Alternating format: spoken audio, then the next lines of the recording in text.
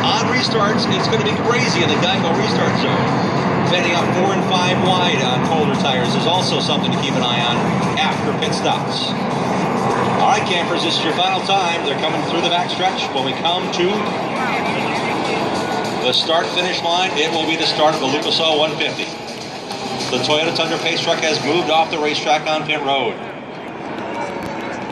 Coming to turns 3 and 4 for the final time before we turn them loose. The number 16 Austin Hill and the 52 of Stuart Friesen.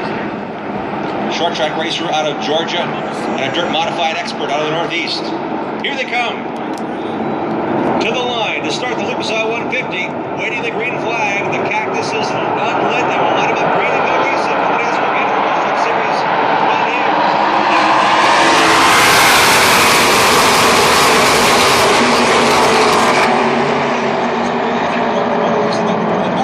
The Lucas Oil 150. Leads by a couple of 10 minutes over.